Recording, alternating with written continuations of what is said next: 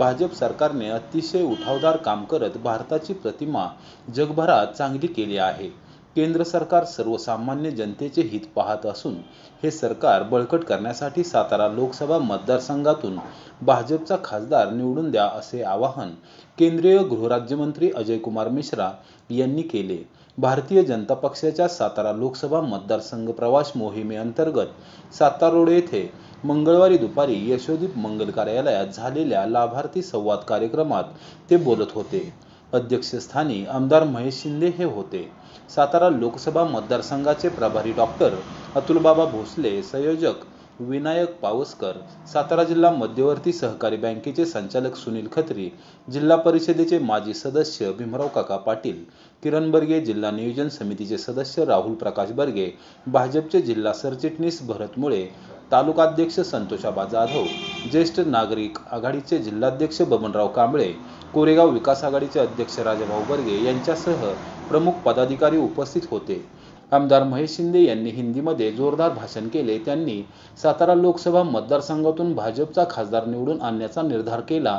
पंतप्रधान नरेंद्र मोदी यांचे गुरुवर्य लक्ष्मणरावजी इनामदार तथा वकील साहेब यांची जन्मभूमी असलेल्या खटाव कोरेगाव विधानसभा मतदारसंघातून जास्तीत जास्त मताधिक्य दिले जाईल अशी ग्वाही दिली। प्रारंभी भरत मुळे यांनी प्रास्ताविकात सातारा लोकसभा प्रवास मोहिमेच्या योजनेमागील भूमिका स्पष्ट केली। प्रारंभी मान्यवरांचा सत्कार करण्यात आला। खास सातारी फेटा बांधून केंद्रीय गृहराज्यमंत्री अजय कुमार मिश्रा यांचा गौरव करण्यात आला। आपकी विधानसभा में आने का अवसर मिला, आप सबके दर्शन करने का सौभाग्य मिला। इस कार्यक्रम में उपस्थित इस क्षेत्र के सम्मानित विधायक महेश शिंदे साहब, लोकसभा प्रवास योजना लोकसभा के प्रभारी श्री अतुलबाबा भोसले साहब, लोकसभा क्षेत्र के संयोजक श्री विक्रम जी, कार्यक्रम में उपस्थित युवा मोर्चे, जनता मोर्चा, भारतीय जनता पार्टी के सभी सम्मानित पदाधिकारीगण, महेश जी ने बहुत संक्षेप में लेकिन बहुत सार वाली बातें आपके बीच में रखी है। उन्होंने पूरा खाका कि लोकसभा का चुनाव किस तरह से हम जीते बहुत विस्तार से और वर्णनपूर्वक अपनी ताकत,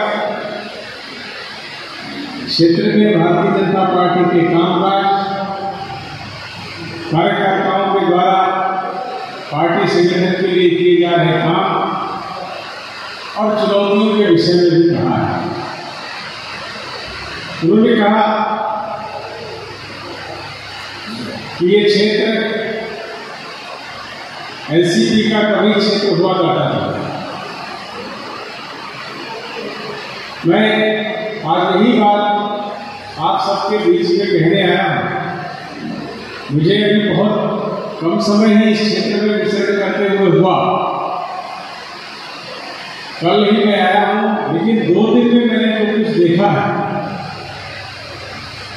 उससे ये बात स्पष्ट हो गई है कि हमारे सम्मानित विधायकगण, नेतागण और कार्यकर्ताओं के साथ साथ हमारे सरपंच साथियों और इस क्षेत्र की जनता ने ये बात तय कर दी है कि कभी एनसीपी का गढ़ रहा करता होगा, लेकिन अब ये भारतीय जनता पार्टी का गढ़ बन गया है और उसको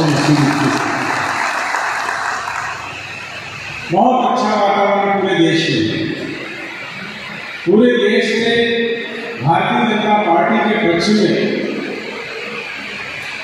लोगों के मन में भरोसा और विश्वास कायम हुआ है। हमारे प्रधानमंत्री श्री नरेंद्र मोदी जी जहां देश के लोगों की उम्मीदों पर खड़े हुए हैं, वहीं उन्होंने अपनी योग्यता और क्षमता से देश ही नहीं पूरी दुनिया में भारत का सम्मान भी बढ़ाया है और एक लोकप्रिय नेता के तौर पर देश में तो उनकी लोकप्रियता पूरी दुनिया में बड़े बड़े देशों के बड़े बड़े जो नेता हैं वो भी मोदी जी के नेतृत्व के कायल हो गए। वो भी मोदी जी के बारे में कहते हैं कि इनमें वो नेतृत्व क्षमता है जिससे ये पूरी दुनिया का नेतृत्व कर सकते। ये एक दिन में नहीं हुआ। इसके पीछे भारतीय जनता पार्टी के कार्यकर्ता और हमारे नेताओं का परिश्रम और आप सबका सहयोग और योगदान रहा। हम जब 2014 के चुनाव की बात करते हैं, 2014 हमारे देश के लिए एक ऐसा समय था जिसको हम संक्रमण काल कह सकते हैं। संक्रमण काल कह सकते हैं। 2004 में जब एनडीए की अटल बिहारी वाजपेयी जी के नेतृत्व वाली सरकार केंद्र से गई थी, तो 2004 से 2014 तक का समय हमारे देश के लिए बहुत खराब समय के रूप में जाना जाता है। उस दौरान भ्रष्टाचार के इतने बड़े बड़े मामले हुए, कई घोटाले हुए, कोयला घोटाला हो, पूंजी घोटाला हो, अलग अलग बैंकों में एनपीए की बात हो, अर्थव्यवस्था खोखली हो गई थी। रिपोर्ट से सरकार चल रही थी। प्रधानमंत्री आपको सरपंच चुन करके आए हैं, बहुत सारे सरपंच बैठे, जैसे महेश जी ने बताया। सरपंच का चुनाव मैं मानता हूं बहुत कठिन चुनाव होता है। सबसे कठिन चुनाव सरपंच का ही होता है। नहीं, हंसने की बात नहीं। सरपंच का जो वास्तव में क्षेत्र होता है वो एक ऐसा क्षेत्र होता है जिसमें हर मतदाता को आप जानते हैं और हर मतदाता आपको जानता है। कई बार आपको कठिनाई भी होती होगी काम करने में, क्योंकि आपको मालूम होगा कि इसने वोट दिया है, इसने नहीं दिया, ये भी आता होगा। कई बार आप निष्पक्ष भाव से जब विकास के काम करने की बात करते होंगे कि चलो वोट नहीं दिया फिर भी इसका काम कर दो, तो आपके ही साथी कहते होंगे अरे उसने वोट दिया नहीं, उसका काम करो। ऐसी बहुत सारी चुनौतियां और कठिन परिस्थितियां जो सरपंचों के सामने आती है वो विधायक और सांसद के सामने नहीं आती। इसलिए मैं मानता हूं आपका चुनाव सबसे कठिन होगा। आपको चुनाव लड़कर के सरपंच बने, लेकिन उस समय देश का प्रधानमंत्री एक ऐसा व्यक्ति बन चुका था जिसने इनडायरेक्ट वाले चुनाव को लड़े और पद को पाया, लेकिन डायरेक्ट चुनाव वो वार्ड मेंबरी का भी नहीं लड़ पाए थे। इसीलिए रिमोट कंट्रोल से वो सरकार चलती थी। उनकी कोई क्षमता नहीं थी, उनमें निर्णय लेने की शक्ति नहीं थी, और उसका दुष्परिणाम ये हुआ जो लोग रिमोट कंट्रोल से सरकार को चला रहे थे उन्होंने इस देश को खोखला कर दिया। इस देश के लोग 2014 का चुनाव आने से पहले हताश और निराश थे। उनको लग रहा था कि देश कैसे आगे बढ़ेगा, कैसे हमारी समस्याएं खत्म होंगी। उसी दौरान भारतीय जनता पार्टी ने एक निर्णय किया। भारतीय जनता पार्टी ने 2014 के चुनाव से ठीक पहले भारतीय जनता पार्टी की सरकार अगर आती है, बहुमत मिलता है, तो हमारे प्रधानमंत्री पद के प्रत्याशी नरेंद्र मोदी जी होंगे, ऐसी घोषणा की। ये घोषणा करने के साथ ही पूरे देश में माहौल बदल गया। माहौल इसलिए बदला था क्योंकि मोदी जी हर एक प्रदेश के मुख्यमंत्री थे, लेकिन एक प्रदेश के मुख्यमंत्री रहने के दौरान भी उनकी परीक्षा लगातार 12 साल से इस देश के विपक्षी दलों के बड़े बड़े नेता कैसे मोदी जी को फंसाया जाए, कैसे मोदी जी के विरुद्ध माहौल बनाया जाए, ऐसे वो कसौटी पर खड़े हुए जो कसा हुआ सोना होता है उसकी तरह कट गए थे, और देश के लोग उन पर भरोसा कर रहे थे, उन पर विश्वास कर रहे थे।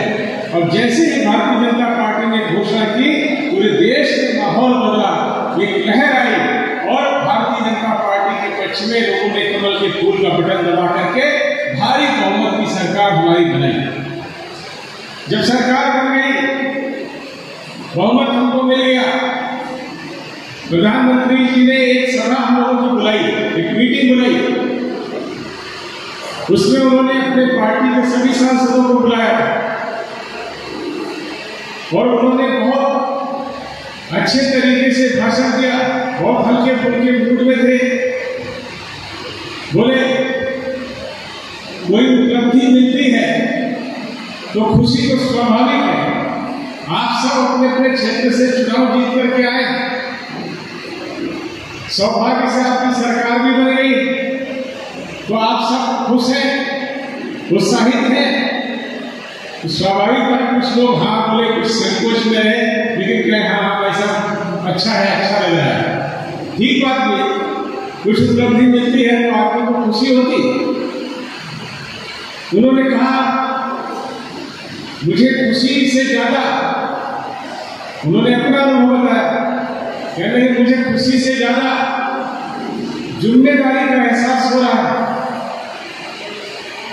मुझे जब से बहुमत मिला है, मैं विचार कर रहा हूं आपसे उन विचारों को कैसे साझा करूं, ये मैं सोच रहा हूं। उन्होंने कहा आपको बड़ी जीत मिली है, बहुमत आ गया है, खुशी भी है, उत्साह भी है, तो एक रास्ता तो ये है कि आपको लग रहा होगा कि अब हम छुट्टी बनाएं, अब चुनाव तो जीत लिया गया, 5 साल की कोई चिंता नहीं, थोड़ा आराम कर लिया जाए, घूमा फिरा जाए, जिसकी जैसी हैसियत है देश में विदेश में छुट्टियां मना करके आए। एक रास्ता बोले ये है। दूसरा रास्ता कठिन रास्ता है। वो रास्ता ये है कि 67 साल आजादी के हो गए, 1947 में देश आजाद हुआ, 2014 आ गया, अभी देश में 40 करोड़ से ज्यादा लोग ऐसे हैं जिनके पास घर की सुविधा नहीं है, 50 करोड़ से ज्यादा ऐसे लोग हैं जिनके घरों में शौचालय नहीं है, आधे से ज्यादा गांव इस देश में ऐसे हैं जहां बिजली का कनेक्शन नहीं है, रसोई में गैस के सिलेंडर नहीं है, 1 लाख से ज्यादा गांव ऐसे हैं जो पक्की सड़कों से जुड़े हुए नहीं है, शिक्षा की उचित व्यवस्था नहीं है, गरीब आदमी बीमार हो जाता है तो उसके परिवार के लोग उसका इलाज नहीं करा पाते हैं, शिशु मृत्यु दर बहुत अधिक है, प्रसव के समय में महिलाओं की मृत्यु दर बहुत है, पोषण की बहुत बड़ी समस्या हमारे देश के सामने है, जिसके कारण 15% से ज्यादा बच्चे कुपोषित पैदा होते हैं। ऐसी अनेकों समस्याएं हैं, आर्थिक चुनौतियां हैं, सीमा की बात है, और भारत में का दुनिया भर में घटता हुआ सम्मान उस समय बड़ी चुनौती थी, क्योंकि हमारे देश के कई नेता जाते थे, उनकी हवाई अड्डे पर तलाशी हो जाती है, भारत का सम्मान भी पूरी दुनिया में घट रहा था।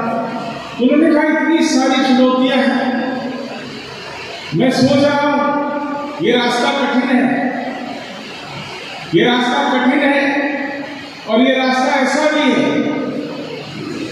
कि आप काम कर पाएंगे कि नहीं कर पाएंगे, दोबारा चुन के आएंगे कि नहीं चुन के आएंगे, इसकी कोई गारंटी नहीं, लेकिन मैं कठिन रास्ता चुनने वाला हूं। आप लोगों का निर्णय क्या है? उस मीटिंग में जब ये बात आई तो सभी सांसदों ने, हमारे घर में चाहे कुछ भी रहा हो, लेकिन सभी सांसदों ने कहा नहीं भाई साहब, जो निर्णय आप ले रहे हैं हम सब उसके साथ, और उसका परिणाम आपने 2014 से 2019 के बीच में देखा है। हमने पूरे देश में 3 करोड़ से ज्यादा घर बनाए,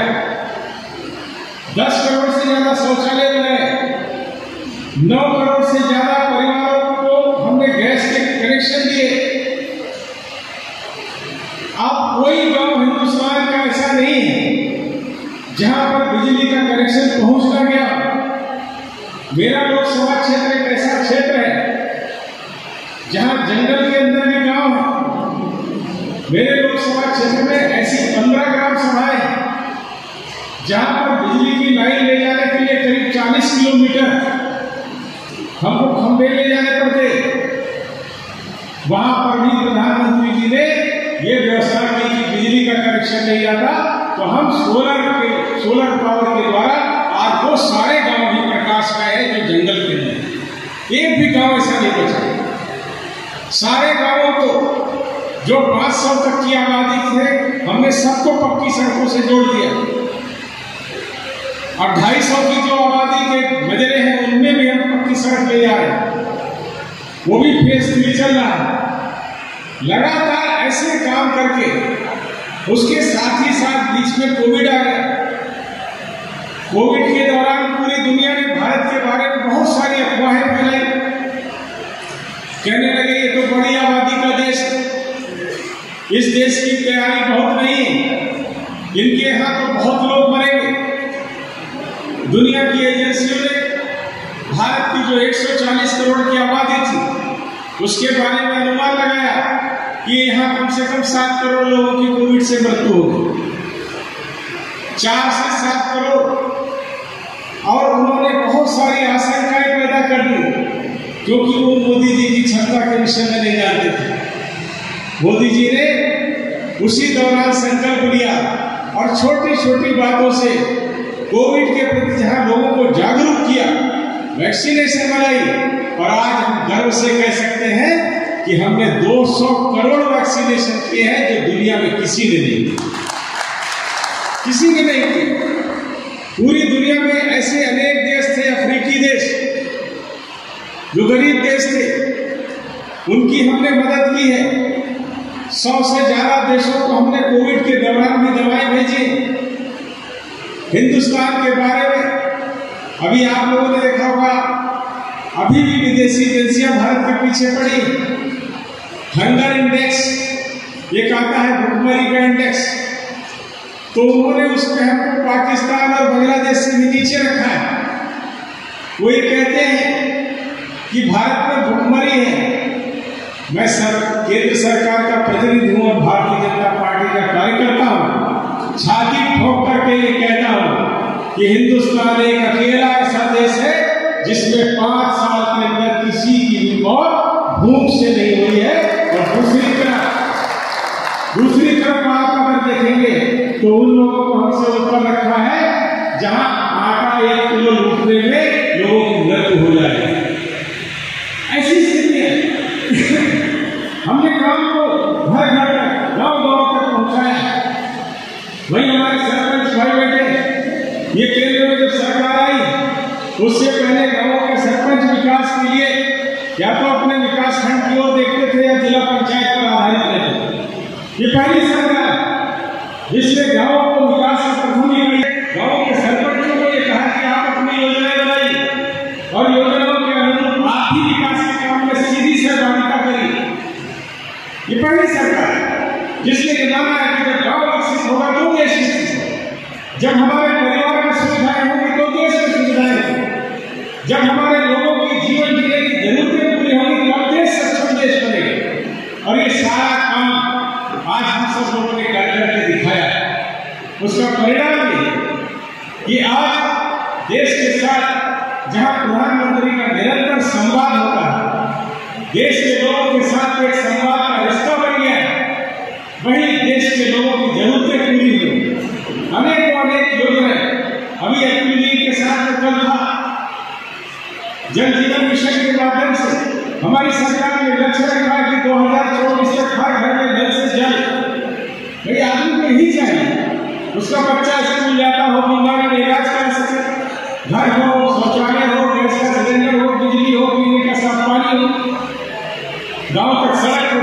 ऐसी सारी बातों पर ये सरकार काम कर रही है और इसका परिणाम ये है कि सरकार ने देश के लोगों का विश्वास और भरोसा जीता है। दुनिया में भारत का सम्मान बढ़ाया। भारत की संस्कृति जिसकी रक्षा के लिए छत्रपति शिवाजी महाराज ने पूरे जीवन पर्यंत लड़ाई लड़ी, छत्रपति संभाजी महाराज जिन्होंने अपना बलिदान कर दिया, सर्वोच्च बलिदान धर्म और देश की रक्षा और संस्कृति की रक्षा के लिए किया, उस महाराष्ट्र में खड़े होकर के मैं यही कहना चाहता हूं कि आप सबके सहयोग से, महाराष्ट्र के सहयोग से, मराठा के सहयोग से और इस देश के प्रधानमंत्री के नेतृत्व में इस देश ने न केवल दुनिया में खोया हुआ अपना सम्मान अर्जित किया है, देश को एक ताकतवर देश के रूप में स्थापित किया है, वही हमने अपनी संस्कृति सर्वे भौतिक सुखना सर्वे शक्ति निरामया, सभी लोग सुखी हो, सभी लोग निरोग हो, प्राणियों में सद्भावना हो, विश्व का कल्याण हो।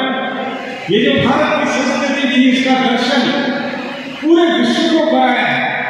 आज पूरे विश्व के बड़े बड़े देश जहां भारत का सम्मान कर रहे हैं, वही मोदी जी के नेतृत्व के बारे में कहते हैं कि मोदी जी में वो नेतृत्व क्षमता है जो भारत ने पूरी दुनिया का नेतृत्व करने की क्षमता और योग्यता रखती है। ऐसा सम्मान भारत का बढ़ रहा है।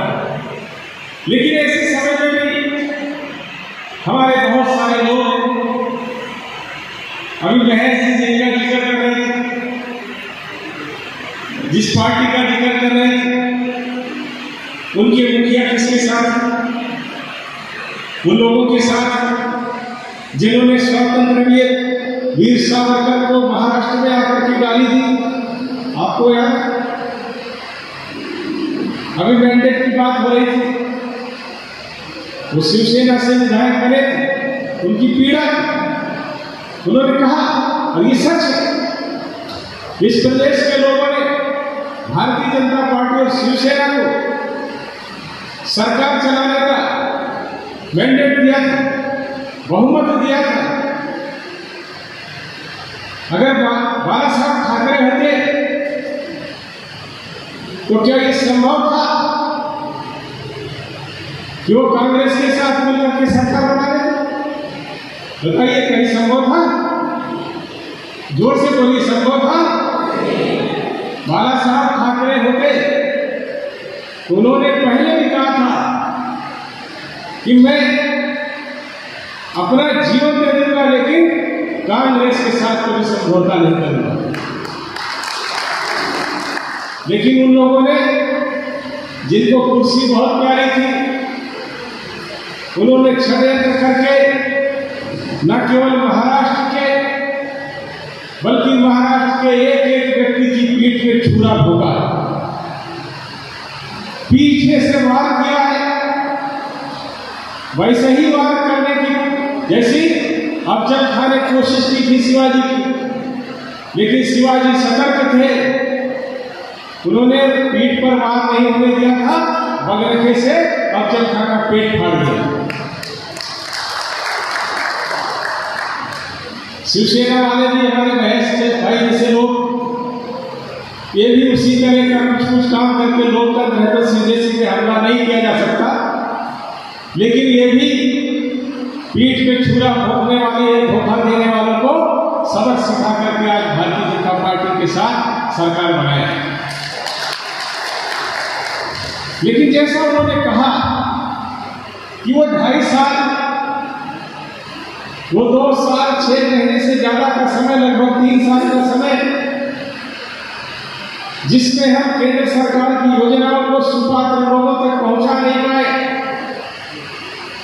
जिसमें इस प्रदेश का लगातार उत्पीड़न हुआ। मुख्यमंत्री तो कोई और था, 2004 और 2014 के बीच में प्रधानमंत्री रिमोट से चल रहा था, तो इस दौरान मुख्यमंत्री रिमोट से चल रहा था, नहीं चल रहा। निर्णय लेने की कोई क्षमता उनके अंदर नहीं थी, और उसका दुष्परिणाम आज महाराष्ट्र के लोगों को भोगना पड़ रहा है। समय आता है, चलता जाता है, 2.5 साल गुजर गए, वो वापिस नहीं आने वाले।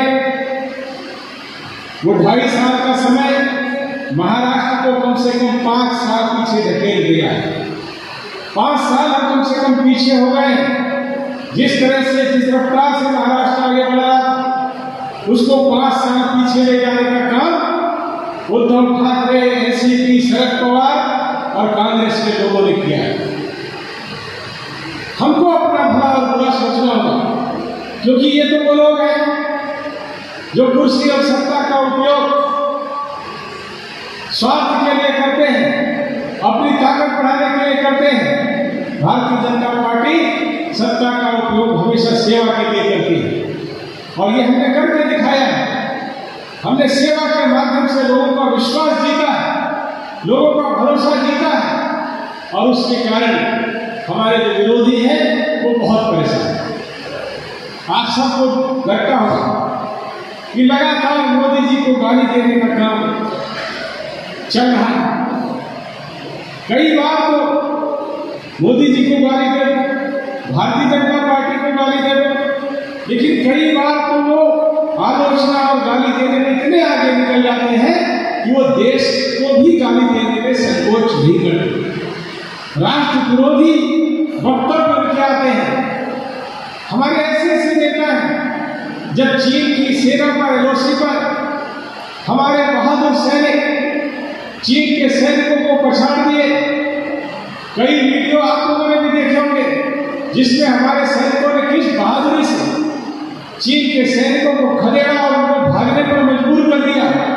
लेकिन हमारे देश के वो नेता जिनको भारतीय जनता पार्टी अच्छी नहीं लगती, मोदी जी अच्छे नहीं लगते, जिनको इस देश का विकास अच्छा नहीं लगता, इस देश का बढ़ता हुआ कद अच्छा नहीं लगता, दुनिया में भारत का बढ़ता सम्मान अच्छा नहीं लगता, उन लोगों ने अफवाहें फैलाना शुरू कर दिया कि चाइना के लोग घुस आए। अरे घुस आए तो दिखाओ। कहीं पर भी कोई ऐसी स्थिति जब हमारा रक्षा मंत्री, प्रधानमंत्री सीना ठोक करके कह रहे हैं कि भारत की 1 इंच जमीन चाइना को क्या, दुनिया के किसी देश की ये ताकत नहीं है जो भारत की 1 इंच जमीन पर भी नरेंद्र मोदी जी की सरकार है। इस तरह की जब वातावरण बन गया है तो ऐसे लोगों से सबको सतर्क रहना है। ये लोग देश के समृद्धि के विषय में, देश आगे बढ़े इसके विषय में नहीं सोचते। इनका एक ही उद्देश्य होता है कि वो कुर्सी पर कैसे रहे, और वो कुर्सी पर रहने के लिए ये इनके प्रकार सब तरह के छल प्रपंच करते हैं। हमारे आपके बीच में अफवाहें फैलाएंगे, हमको आपको जाति और धर्म के नाम पर बांटने की कोशिश करेंगे। भारतीय जनता पार्टी ने क्या कभी किसी योजना के लिए जात पात या धर्म का सहारा दिया? हमने तो जो पात्र थे सबके लिए काम किया, जिसने वोट दिया, जिसने नहीं दिया, सबके लिए काम किया। लेकिन वो लोग करेंगे, वो अफवाहें फैलाएंगे, क्योंकि किसी तरह से उनका सोच होगा कि किसी भी तरह से आपका मत उनके खाने में आए। लगातार उनकी कोशिशें जारी है, आलोचनाएं जारी है और आरोप भी लगाते जाते हैं। लेकिन हम सब जानते हैं कि वो सफल होने वाले नहीं, क्योंकि आप हमारे साथ, आपकी ताकत हमारे साथ। यहाँ पर बैठा हुआ एक एक व्यक्ति अपने लिए पूरा संगठन है। महेश जी मुझे बता रहे थे 80 से ज्यादा सरपंच यहाँ हैं। अब सरपंच को तो हम एक वोट नहीं दे सकते, सरपंच तो पूरे गांव का मालिक है। एक एक व्यक्ति के बनाने से हजारों वोट बनते हैं। यहाँ पर एक लाखों वोटों को प्रभावित करने वाले लोगों की संख्या है। मैं आपसे कहना चाहता हूँ कि हम सकारात्मक राजनीति करते हैं, हम देश और देश के लोगों के लिए काम कर रहे हैं, हम विश्व अच्छा हो उसके लिए काम कर रहे हैं, सब लोगों का जीवन सुखी हो उसके लिए काम कर रहे हैं। इसलिए जहाँ हमको काम भी ज्यादा करना होगा, वहीं हमको अपनी आलोचना करने वालों से सतर्क भी रहना होगा। ये आलोचना करने वाले चाहते हैं कि हम भी इनके बारे में कुछ बुरा बोलें, लेकिन हम निगेटिव बात नहीं करते। हम तो उस बाज की तरह चाहते हैं आप भी रफ्तार बढ़ाएं, बाज जब आसमान में उड़ता है तो कई बार कौवा उसकी पीठ पर आके बैठ जाता है। बाज जब आसमान पर उड़ता है तो कई बार कौवा आकर के उसकी पीठ पर बैठ जाता है। बाज कभी कौवे को गिराने या उड़ाने की कोशिश नहीं करता, लेकिन बाज अपनी ऊंचाई इतनी कर देता है कि वो ऊंचाई देखते ही कौवा डर के मारे पहले ही पीठ से उतर जाता है। इन कौवों को इसी तरह से हमको सबक सिखाया, कितना भी काम कर ले, ये शांत रफ्तार जो आसमान की ऊंचाई तक जा रही है वहां तक हमको जाना है। और भारतीय जनता पार्टी के पक्ष में लोगों से बात करनी है, योजनाओं का लाभ उनको मिले इसके लिए प्रयास करने हैं। और एक एक योजना जो इस देश के लोगों के जीवन में सकारात्मक परिवर्तन ला रही है उसके लिए हमको काम करना है, हमको रुकना नहीं है। ये अमृत काल है, हमारे प्रधानमंत्री जी ने आह्वान किया है, ये अमृत काल इस देश के लिए बहुत महत्वपूर्ण समय है। और हमने आवेदन केवल नहीं किया, दुनिया की बहुत सारी बड़ी बड़ी एजेंसियों ने भी कहा है कि ये 25 साल नहीं, मोदी जी ने तो कहा है कि हम 2022 से 2047 तक के जब हमारे 100 साल आजादी के पूरे होंगे, इस काल को अमृत काल के रूप में मना रहे हैं। इस दौरान हम अपने देश को सुव्यवस्थित तरीके से एक मजबूत और सम्मानित राष्ट्र के रूप में पूरी दुनिया के सामने स्थापित करेंगे। वही पूरी दुनिया ये मानती है कि आने वाली सदी भारत की है और ये पूरी की पूरी सदी भारत की होने जा रही है। ऐसे में उन्होंने आप सबसे भी आह्वान किया है। 15 अगस्त को उन्होंने कहा था, जो उन्होंने सबका साथ, सबका विकास, सबका विश्वास कहा था, उसमें जोड़ा है सबका प्रयास। अकेले हमारे या भारतीय जनता पार्टी के कार्यकर्ता या समर्थक, इन सबको दायरा बढ़ाना होगा, जिम्मेदारियों को समझना होगा। एक तरफ वो लोग हैं जो इस देश का नुकसान चाहते हैं, एक तरफ आप लोग हैं जो इस देश को बढ़ता हुआ देखना चाहते हैं। ऐसे में हम सबको अपनी जिम्मेदारियों का निर्वहन करते हुए लोगों तक ये सारी योजनाओं को पहुंचाना है, भारतीय जनता पार्टी की विचारधारा को पहुंचाना है और लोगों को ये उत्साहित करना है, उनको प्रेरित करना है कि आने वाले प्रत्येक चुनाव में सरपंच से लेकर के जिला पंचायत, विधानसभा, लोकसभा, कोई चुनाव हो, भारतीय जनता पार्टी के प्रत्याशियों के पक्ष में मतदान करें। आने वाला समय एक ऐसा समय होगा जब हिंदुस्तान ही नहीं पूरी दुनिया भारत माता की जय बोलेगी। आप भी बोलिए भारत माता की। बहुत बहुत धन्यवाद। आजच्या सातारा लोकसभा प्रवासी योजनेच्या भव्य लाभार्थी मिळवण्यासाठी आपले केंद्रीय गृह निवडणुकीच्या संदर्भात तयारी होती। सातारा जिल्ह्यातील प्रमुख कार्यकर्त्यांचा आपण मेळावा घेतला। या मेळाव्याला उपस्थित असणारे केंद्रीय गृहराज्यमंत्री आदरणीय माननीय आमदार अजय कुमार मिश्रा साहेब, या लोकसभा मतदारसंघाचे प्रभारी डॉक्टर अतुल बाबा भोसले, सातारा जिल्ह्याच्या युवा मोर्चाचे सर्व पदाधिकारी, सर्वच पार्टी प्रमुख मंत्र्यांना वेळ द्यायला उशीर खूप झाला आहे। विशेष करून या ठिकाणी उपस्थित असणाऱ्या मतदारसंघातील जिल्हा बँकेचे संचालक सुनील खत्री, भीमराव काका, धैर्य कदम, सरचिटणीस भरत मुळे आणि त्याच्या नेतृत्वाखाली हा मेळावा होतोय। हे मंडलाध्यक्ष संतोषाबा जाधव आणि दुसरे माझे सहकारी मित्र किरणजी वर्गे, जिल्हा कल्याण समितीचे सदस्य राहुलदादा वर्गे, कोरेगाव नगर विकास आघाडीचे प्रमुख आमचे आणि वसंत अध्यक्ष राजाभाऊ वर्गे आणि सर्वच गावचे आमचे सरपंच, पार्टीचे प्रमुख मधुवानी भोगले। लोकसभेची निवडणूक 2024 आपल्याला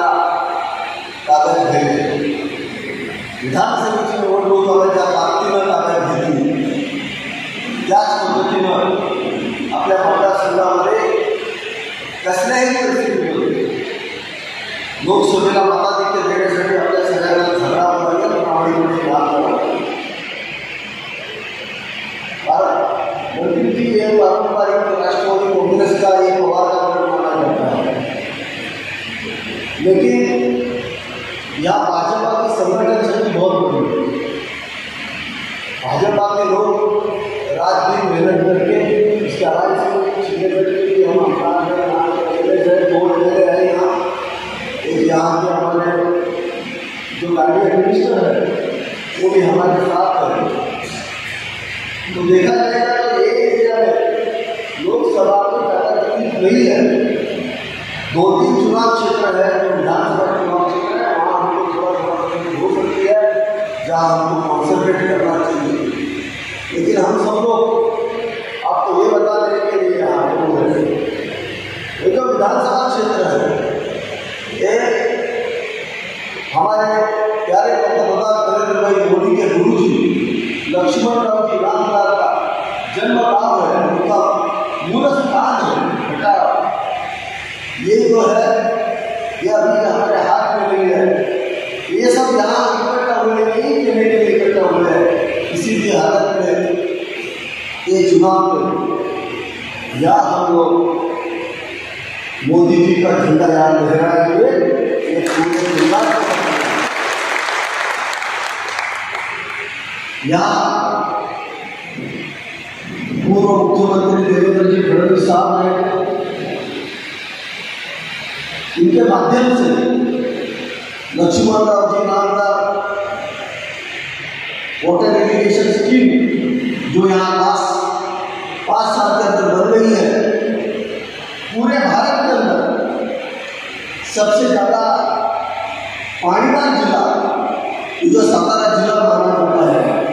लेकिन सबसे बड़ा सूखा ये भी एक हमारे यहाँ कुछ तहसील है घटाव या मान या कोरिया का पूरा जो पार्क है ये पूरा का पूरा सूखा में है. हमारे यहाँ के पहले जो भी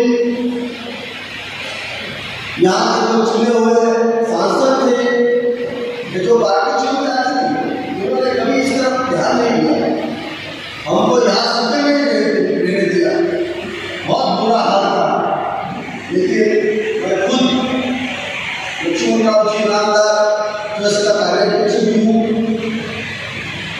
तो हम लोग सब तक नरेंद्र भाई मोदी को मिले, पंतप्रधान जी को मिले, तो उन्होंने 1 मिनट के अंदर हमको ये योजना को परमिशन दे दिया, इसको पैसा दे दिया.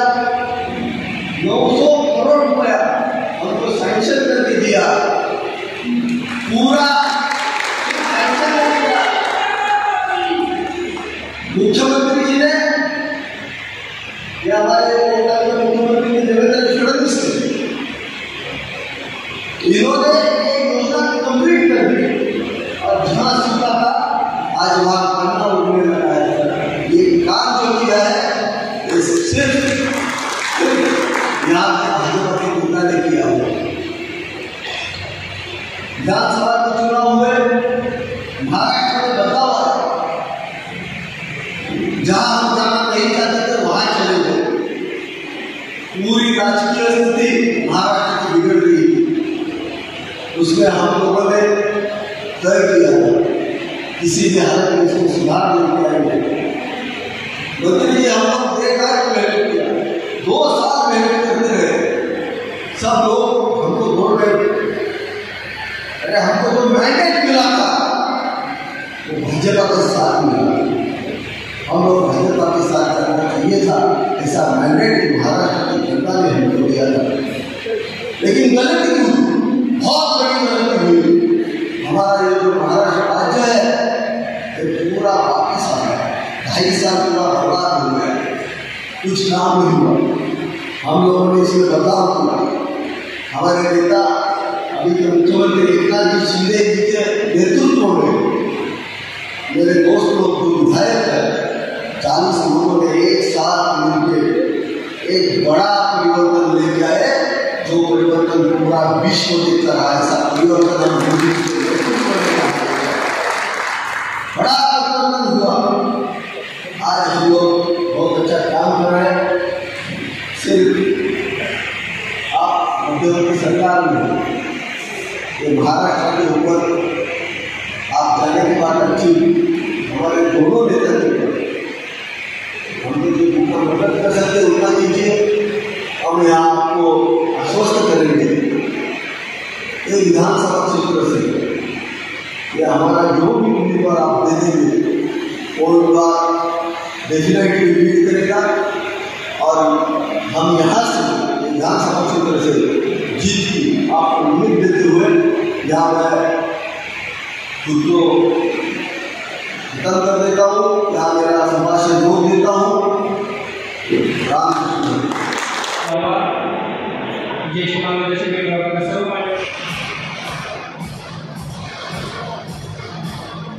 केंद्रीय राज्यमंत्री आदरणीय मंत्री महोदय यांना जे मार्गदर्शक कार्यक्रम करणारा आदरणीय मेजे शिंदे साहेब यांचा शुभारंभ आदरणीय मिश्र साहेब यांचा सन्मान होतोय। सर्वांनी टाळ्या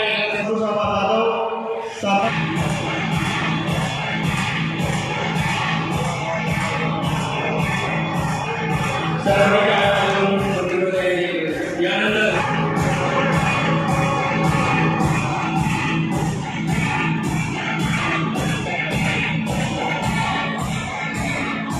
शिंदे सर्व परिसरावर आपला मान आहे। तालुक्याच्या वतीनं भाजपच्या सर्व कार्यकर्त्यांच्या वतीनं आपला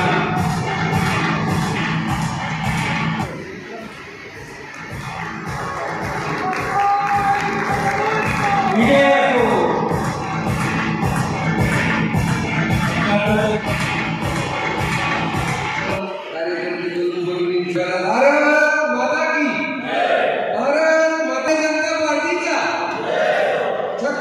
शिवाजी महाराज की। कोरेगाव विधानसभा मतदारसंघातील सर्व गावचे सरपंच, उपसरपंच, सर्व सोसायटीचे सदस्य,